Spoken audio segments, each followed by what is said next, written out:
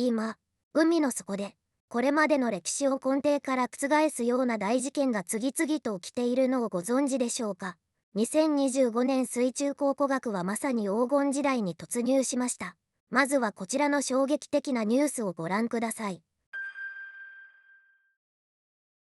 フランス領海の深海、南度水深2567メートルという太陽の光すら届かない暗黒の世界で、16世紀の商船、カマラヨンが発見されました。2500メートルですよ。東京スカイツリーを4つ積み上げてもまだ足りないほどの深海に500年も前の船がその形をとどめたまま静かに眠っていたんです。これまでの常識ではこれほどの深海で木造船を調査することなど不可能だと言われてきました。しかし最新テクノロジーがその不可能を現実に変えたのです。さらにトルコのアンダルヤ沖でも驚くべき発見がありました。約2000年前の沈没船から大量の陶磁器が発見されたのです。驚くべきはその保存状態。海底に沈んでいたとは思えないほど色鮮やかで、まるで冷蔵庫の奥で化石になりかけている去年の味噌よりよっぽど新鮮で美しい状態で見つかっています。ここで一つの疑問が浮かびませんか？なぜ陸上では風化して消えてしまう歴史が海底ではこれほど鮮明に残っているのか。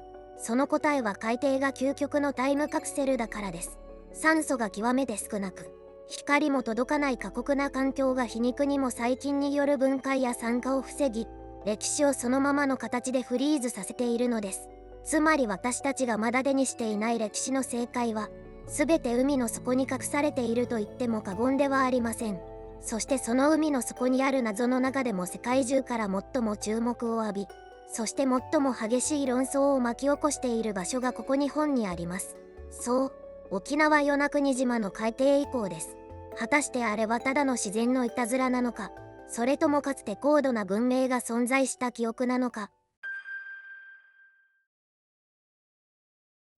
日本が世界に誇る最大のミステリー、沖縄県与那国島の海底遺構。この物語が始まったのは1986年。あるダイバーが経験した偶然の遭遇がきっかけでした。地元のダイバー荒竹八郎さんはその日、新たなダイビングスポットを探してハンマーヘッドシャークの群れを追っていました。そこで彼の目に飛び込んできたのは荒れ狂う波の下に鎮座するあまりに不自然な巨大構造物だったんです。想像してみてください。暗い海の中で突如として現れる巨大なスタジアムのような岩の塊。荒竹さんは当時の衝撃を心臓が止まるかと思ったと語っています。ここから世界中の科学者や考古学者の間を二分する数十年にも及ぶレス場が始まりました。まずは人工説。これを支持する研究者たちはこの遺構に見られるあまりに直線的で、幾何学的な形状を根拠に挙げています。例えば長さ100メートルを超えるメインテラス。その表面は驚くほど平坦でまるで誰かが意図的に削り出したかのようです。さらに大人が一人やっと通れるほどのアーチ門や南米ペルーの隕海石に酷似した二枚岩など、自然の侵食だけでは説明がつきにくいディテールがいくつも発見されています。一方で冷徹な科学のメスを入れるのが自然説です。ボストン大学の地質学者、ロバート・ショック氏らはこの遺構は、北条節理という地質学的な現象によって生み出されたものだと主張しています。砂岩はもともと一定の方向に規則正しく割れやすい性質を持っています。実際与那国島の地上にある三二ヌ台という場所にはこの海底遺構とそっくりな階段状の岩場が存在するんです。波の力と岩の性質が重なればこれくらいの造形は自然に出来上がる。科学的には非常に説得力のある意見ですよね。しかし最近ではそのどちらでもないハイブリッド説も注目されています。もともとの土台は 95% 自然が作ったものだが残りの 5%、つまり肝心な部分は当時の人間が加工を施し聖域として利用していたのではないかという説です。でも海の底に町が沈むなんて本当にありえるの？そう思う方もいるかもしれません。しかし世界に目を向ければかつて地上で栄華を極め一晩にして海に消えた実在の都市がいくつも存在しているんです。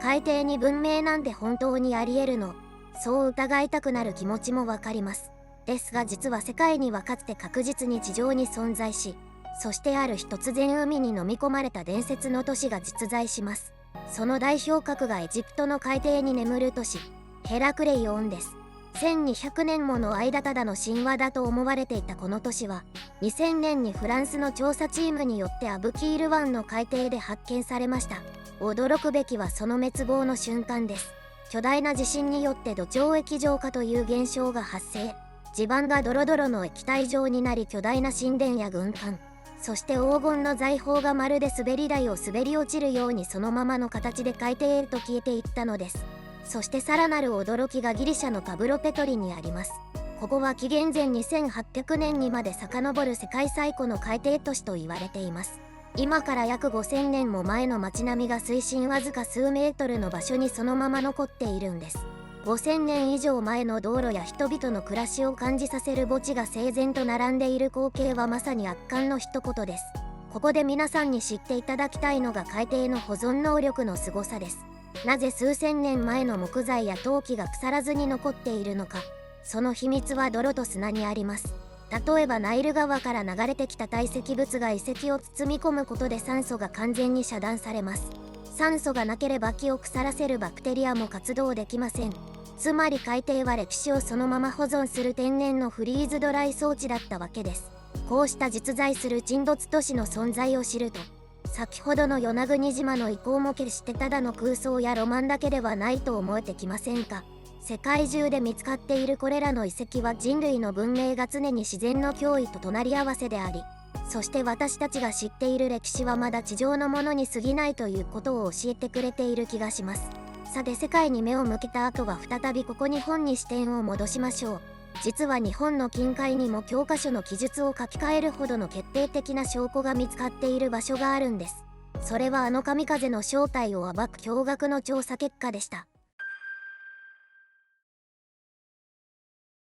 世界中の沈没都市を見てきましたが、実はここ日本にも歴史の教科書を書き換えるほどのガチの遺跡が存在します。その代表が長崎県にある高島神崎遺跡です。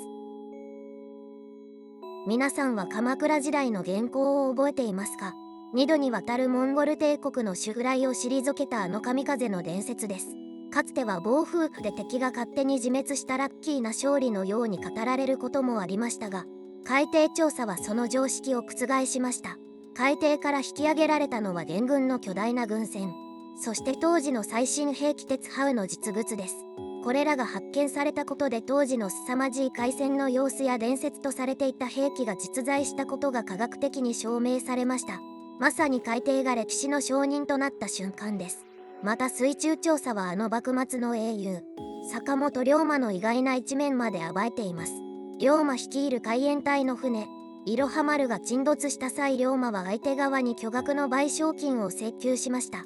その際彼は積んでいた最新式の銃や金塊が沈んだと主張したのですが、後年の水中調査で判明したのは何度銃や金塊は見つからなかったという事実でした。龍馬のハったりだったのか、それとも別の真実があるのか。海底の遺物は文書だけではわからない人間のリアルを教えてくれるのです。さらに歴史の発見は専門家だけの特権ではありません。2022年には京都府京丹後市の女子高生がシュノーケリング中に江戸時代の北前船のものと思われるもやい石を発見し大きな話題となりました。特別な潜水艇がなくても私たちのすぐ身近な海にまだ誰も知らない歴史のかけらが眠っている。そう思うと海を見る目が少し変わりませんか。でも暗くて深い海の底をどうやってそんなに詳しく調べられるの、そう疑問に思った方も多いはずです。実は今水中考古学の世界には魔法のような最新技術が導入されています。次は深海の闇を白日の下にさらす驚異のテクノロジーの世界を覗いてみましょう。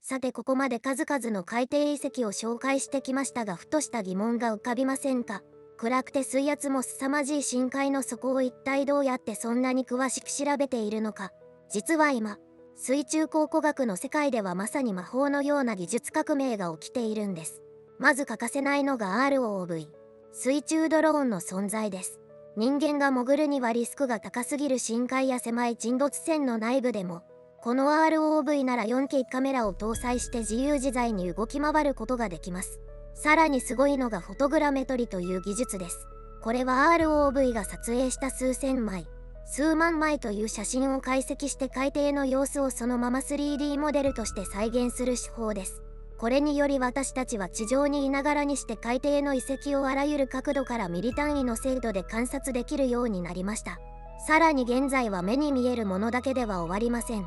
最新の 3D スキャニングソナーはいわば海底のレントゲン写真。音波を使って砂や泥の下にうずもれている船体や構造物を透視して可視化してしまいます。たとえ数メートルの堆積物に覆われていてもその下に眠る歴史の形を暴き出すことができるんです。これ、お腹がいっぱいでもう食べられないと言っている女子の胃袋をレントゲンで取って、デザート用の別腹しっかり開いてるやんと見破るような正確さです。そしてこの膨大なデータを処理するのが今最も熱い AI による自動解析です。これまでは専門家が何年もかけて分析していた映像データも、2025年の最新 AI なら海洋生物と人工物の破片を一瞬で見分け、失われた文明のかけらを自動的に探し出してくれます。こうした神の目とも呼べるテクノロジーの進化によって与那国島の遺構も、そしてまだ見ぬ深海の都市もその真実が白日の下にさらされる日はすぐそこまで来ているのかもしれません。深海の最新発見から最新テクノロジーまで見てきましたが、最後に少しだけ視点を記録から記憶へと移してみましょう。ここ沖縄には古くからニライカナイという信仰があります。海の彼方あるいは海の底には豊穣や命の源となる理想郷が存在するという考え方です。地元の人々にとって与那国島の海底遺構は単なる石の塊ではなく、このニライカナイに通じる神の城として長く大切に語り継がれてきました。たとえ科学がそれは 95% 自然の産物だと証明したとしても、残りの 5% に込められた人々の思いや、そこで祈りを捧げたかもしれない古代の記憶までを否定することはできません。私たちはどうしても古代人はスマホも AI もないちょっと不自由な生活をしていた人たちと考えがちです。しかしこれら海底の遺構が教えてくれるのはその逆ではないでしょうか。彼らは現代の私たち以上に自然を深く理解し、その巨大な力を利用し、